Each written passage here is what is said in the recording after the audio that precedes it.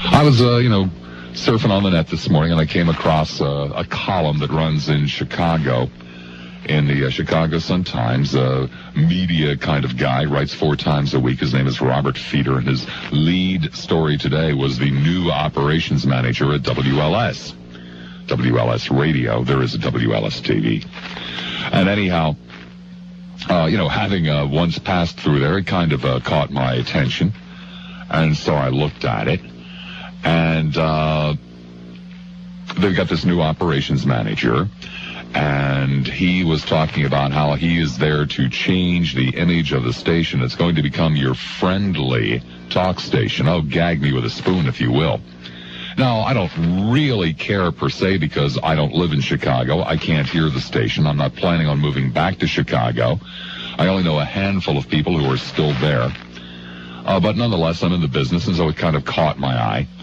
And he was talking about, how the station just has been too rough. Oh, give me a break. I mean, compared to this station, or SUN when it was talk, or hell, even PLP. I mean, it's already a kiss-ass, suck-up station. And they bring this guy in from Minneapolis because he really knows all about talk radio, and they're going to be everybody's friend. Well, this is a classic example of the kind of stuff that's happening in this business today. Not so much the programming end of it, the specific programming decision, but I'm talking about the giant corporations who are not comprised of broadcasters. They're comprised of speculators who buy and sell properties and don't really give a damn about what happens in between the time they buy it and the time they sell it, so long as the time that they sell it, it goes for a lot more than they paid for it. And in this particular case, ABC is now owned, of course, by the mouse, by Disney. And with this particular corporation, although really all of them, but more so with Disney than any other, image, baby, image is everything. And Disney just does not wish to be affiliated in any shape, manner, or form with anything that might offend anyone, except, of course, for high prices at their theme parks. There, they don't mind offending people. But with everything else, they mind very, very much. And this is really, it's not so much WLS Talk Radio in Chicago that we're talking about. What we're talking about is a company that now controls 1/3 of the national television, 1/4 if you want to count CNN, of the national television news media, and quite a number of very prominent talk stations, WABC in New York, WLS in Chicago, KABC in Los Angeles, and I think they have one in San Francisco, too. Call letters I can't remember right now. And they want to be everybody's friend, the friendly station. And so I'm reading this, and, it kind of sends chills up and down my spine, and then I'm sitting there thinking, but hey, who's the asshole here, man? Who's the asshole here? Clearly, me.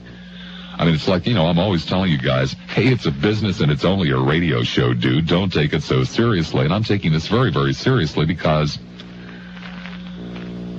well, what we're talking about here is another one of those support group kind of radio stations where everybody loves everyone else and no one has ever heard a discouraging word. No matter how discouraging the words are, you just pretend that they weren't. Well, I can't really agree with you, caller, about that Mr. Hitler guy, but thanks ever so much for calling, and please call again sometime. I'm sorry, but, when everybody loves you, there's something wrong. It's either because you're a phony who's hiding your real feelings, or it's because you're, some kind of a blithering idiot, a Forrest Gump type of person, and you haven't offended anyone because there's nothing in between your ears. So consequently, nothing falls out of your mouth that could possibly offend anyone. And if you're the friendly station, the friendly radio station, and the friendly host, you can only do so because you suffer fools and idiots. You allow fools and idiots to make fools and idiots of themselves and don't bother pointing it out. But like I said, WLS is now owned by the Mouse Company, which is a company that never deals in reality. I mean, this is one of the dream factory companies. It does not deal in reality. How in God's name did we allow that to happen, turning over a major source of news and information, the American Broadcasting Company, ABC, to a feel-good company, a dream factory? I mean, don't get me wrong. I'm not opposed to feeling good. I'm not opposed to being happy. I'm not opposed to any of that kind of stuff. Unless it's a corporate directive. You will be loved. You will be everybody's friend. Signed, Michael Eisner. There's a problem when it's a corporate directive, you know? I mean, I worked for ABC. I worked for Capital Cities. Capital Cities, of course, no longer existing. And, now it's back to ABC. And these people were not exactly cutting edge.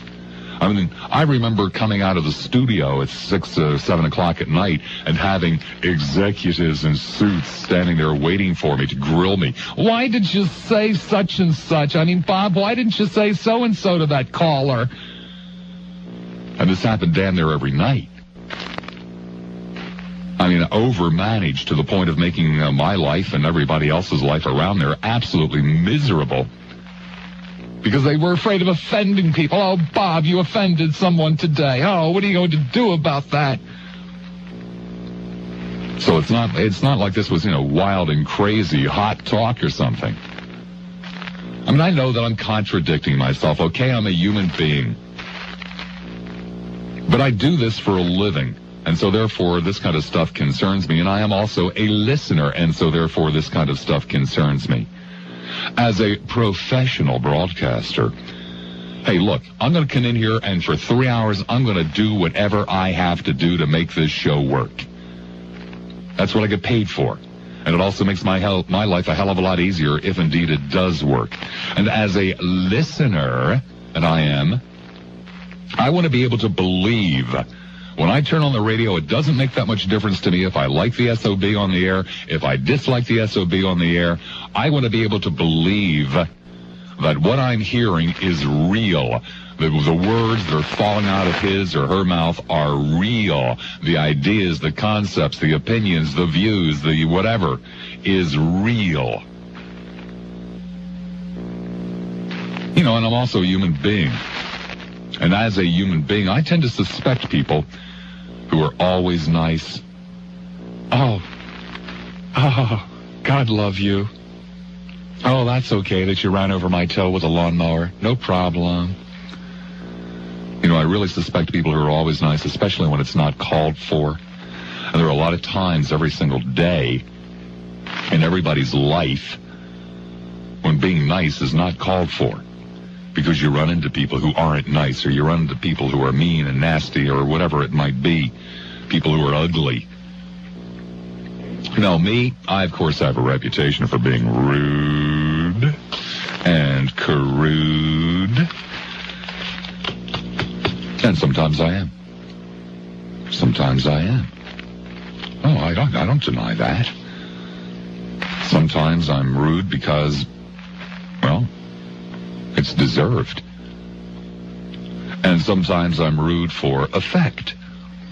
And sometimes I'm rude because I've just had a lousy day, damn it. And I ain't no mood. Because I happen to come in here and whatever I am is what you get. And that's the way I think that it should be done. And that's the way that I enjoy hearing it done. I mean, I am what I am, and you see is what you get, and it's for better or it's for worse, and I don't play games with you, and I don't like people playing games with me. It's one of the things, by the way, that causes me to be rude, is if I suspect somebody's playing games with me. I don't like it. I don't like it at all. I don't like being jerked around. And that's what I expect from other people when I turn on the radio, is that they are real, that they're not playing games with me. I mean, of course, if this were a perfect world, we would all be nice and friendly to each other all the time. But it isn't a perfect world, and we're not all nice and friendly to each other, and I frankly don't see what possible purpose it serves to pretend as though we are. I'm not here to be your friend.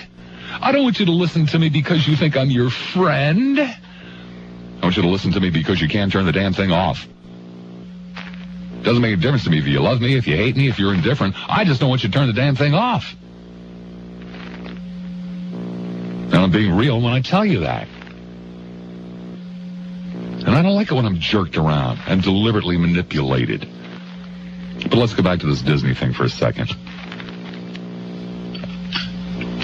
When I go to Disney World, and I do from time to time, I do so for one reason. It's because I want to feel good. I expect fantasy. And that's exactly what I get, because ain't nobody in the whole wide world that knows how to put on a better show than Disney. I mean, there ain't nobody in the whole wide world that knows what a white middle-aged American's hot buttons are than Walt Disney. It is a great company that does a lot of research and really pays attention to detail, and you walk in the door there and you start seeing things that put a smile on your face and bring back memories and make you feel warm and fuzzy. Of course, you pay through the nose to do this, but that's okay. But when I turn on a news talk station, I expect reality, not fantasy. I don't expect to have my buttons pushed. I don't know, it bothers me. But then there's a lot of things going on around me that bother me. Sports coverage. Sports coverage that is intended to only sell tickets pisses me off. It's trying to manipulate me. I mean, sometimes the team stinks, and that's okay. When it does, you say so. Saying stupid things bothers me. Stupid things like, oh, thank God only 2 people died in that bombing.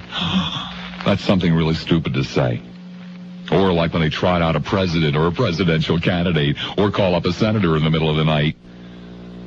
And they say stupid things like, we're going to do, I promise you, we're going to do whatever it takes to catch them bombers. And then when we catch them, I promise you, we're going to punish them. You can mark my words on that. Oh, really? I was really concerned that you weren't going to look for them and that you weren't going to punish them. I just don't like people saying stupid things and people stating the obvious, asking obvious questions, all in the name of friendliness and niceness. I've talked about this before. The television anchors who, after doing some kind of horrible story, the child was viciously mangled in a thrashing machine today.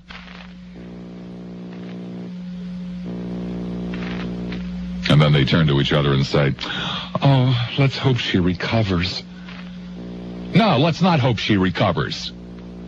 Let's hope that, the limbs that weren't cut off in the thrashing machine turn gangrenous and fall off.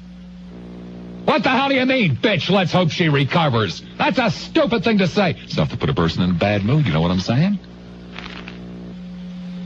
Excuse me, I have something I must take care of. I'll be right back.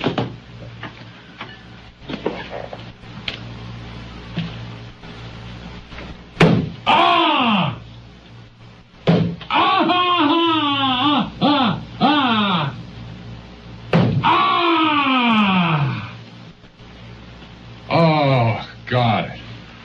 Oh, that hurts so good. So good. Oh, every now and then it's good to go bang your head against the wall. You all right? I'll be okay. I'll be okay, Flanders.